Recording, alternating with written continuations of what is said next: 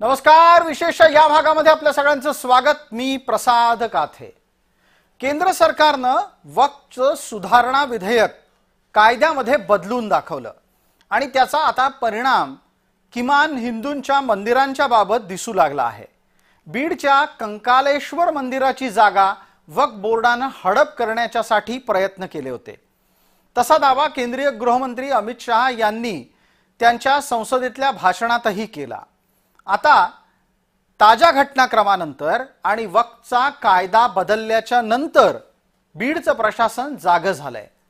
बीडच्या तहसीलदारांनी कंकालेश्वर मंदिर परिसराची पाहणी केली आणि या मंदिरावरचा दावा तपासला आहे. अशी असंख्य मंदिरं आहेत भारतामध्ये ज्याच्यावरचे दावे आता तपासले जातील आणि कोणीही कशाही पद्धतीनं वक्फच्या कायद्याचा आधार घेऊन मंदिरांवर दावा करू शकणार नाही. हीच काय ती दिलासादायक बाब. सध्याच्या स्थितीमध्ये वक्फचा कायदा बदलल्याच्या नंतर मंदिरांच्या बाबत एक अपेक्षा जन्माला आली. वक्फ विधेयकाच्या चर्चेच्या दरम्यान केंद्रीय गृहमंत्री अमित शहा यांनी कंकालेश्वर मंदिराच्या बाबतीत केलेलं वक्तव्य आपण आधी ऐकू आणि त्यानंतर या चर्चेला पुढे नेऊ. के वडानगे गांव में महादेव की मंदिर पर दावा किया और बीड में कंकलेश्वर मंदिर की 12 एकड़ जमीन वक्फ बोर्ड ने जबरन ले ली. महाराष्ट्र के वडानगे गांव में महादेव की मंदिर पर दावा किया और बीड में कंकलेश्वर मंदिर की 12 एकड़ जमीन वक्फ बोर्ड ने जबरन ले ली. अतिक्रमणाचा मुद्दा मांडला गेल्याच्या नंतर स्वाभाविकरित्या त्याच्याबद्दल प्रतिक्रिया उमटल्या. पण कंकालेश्वर मंदिर मुक्तीचा मार्ग मोकळा झालाय ही बाब अधोरेखित करण्यात येते. त्याची वक्फ बोर्डामध्ये ते अमित शहा जे बोलले ते 100% खरं आहे. त्याचे जे ट्रस्टचे अध्यक्ष आहेत रणजित सिंह झुंबरसिंह चव्हाण 2017ला त्यांनी जमीन 30 लाख रुपये एकरने ही जमीन सगळी विकली. नोटरी आधारे सगळी जमीन विकली गेलेली आहे आणि ती जमीन विकून त्यांनी पैसे हडप करून खाऊन टाकले. नंतर इथं आम्ही सगळं वारंवार चौकशी केली. केंद्रीकर साहेबाकडे गेलो, इथं SP कडे गेलो. सगळ्या जितके SP कलेक्टर तहसीलदार माझ्याकडे ढीक लागला. सगळे कागद तुम्हाला दाखवतो. इथं कुणीच बघितलं नाही. जेव्हा अमित शहानी काल संसदेमध्ये बोलले लगेच SP साहेबाचा फोन आला, ॲडिशनल साहेबाचा, बाबा तुम्ही या, तुमच्याकडे भेटायला येतो मी 4 नंतर तुमचा टाइम घेतो. त्यांनी इतका टाइम दिला आम्हाला.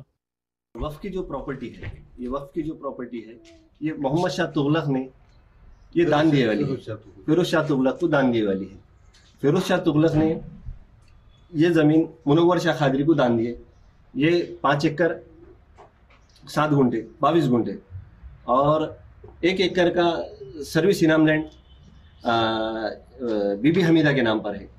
तो अमित शाह साहब ने बगैर माहिती लिए किसी के बोलने पर ये चीज को संसद में पेश करे और ये काम उन्होंने जो करे ये देश के अंदर वातावरण खराब करने का काम है.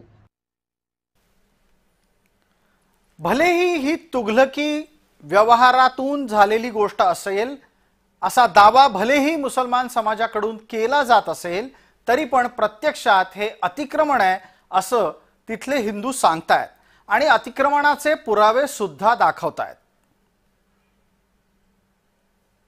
ही मुस्लिम समाजाच्या ताब्यात आहे. कारण ती ट्रस्टच्या अध्यक्षाने जमीन विकली. 30 लाख रुपये एकरने जमीन विकली गेली. ते पैसे हजम करून खाल्ले. नंतर ही जमीन वाचवण्यासाठी मुस्लिम समाज काय केला, अवकाफची जागा आहे म्हणून असं बोलायला लागले. कारण जी जमीन मंदिराची जमीन आहे, सर्वे नंबर 1 आहे. 20 एकर 18 गुंठे जमीन आहे. त्यातली 12 एकर जमीन ट्रस्टचे अध्यक्ष विकून बाजूला सरकून गेले आणि आता तिथे मुस्लिम समाज गेले तिथे राहायला. आता मुस्लिम समाज वाचण्यासाठी त्यांनी पैसे 5 वर्षे 2000 रुपये महिन्याने पैसे घेऊन टाकले. त्यांनी ते जमा कंपनीमधला एक जण माणूस होता, त्यांनी पैसे घेऊन टाकले, हजम केले. दोघांनी अध्यक्ष वारला आणि पैसे खाऊन टाकले आणि ते पैसे खाऊन हजम केले नाही. आता जे मुस्लिम समाज बसला आहे त्यांना वाचण्यासाठी ते काम तिथं अवकाफची जमीन आहे. पण ही जमीन खरी मंदिराची जमीन आहे. कंकालेश्वर देवस्थानची जमीन सर्वे नंबर 1. या सगळ्या प्रकरणात बीडच्या प्रशासनानं आत्ता कुठं थोडीशी हालचाल करायला सुरुवात केली आहे. अन्यथा इतके वर्ष तर हिंदूंची तक्रार ऐकलीच जात नव्हती. प्रशासन आता जागं झालंय आणि बीडच्या तहसीलदारांनी कनकालेश्वर मंदिराच्या परिसराची पाहणी केली आहे. तिथं जाऊन दोन्ही गटांची म्हणजे वादी प्रतिवादी गटांची बाजू सुद्धा ऐकून घेतली आहे. आपला अहवाल तयार केलाय. या निमित्तानं वक्फनं मंदिराची जागा हडप करण्याच्यासाठी केलेला दावा निरस्त होईल अशी अपेक्षा आता हिंदू पुजारी आणि तिथले कनकालेश्वर महादेवाचे भक्त करतायत। विशेषतः या भागामध्ये तुर्तास इतकंच। आपण पाहत रहा फक्त जय महाराष्ट्र।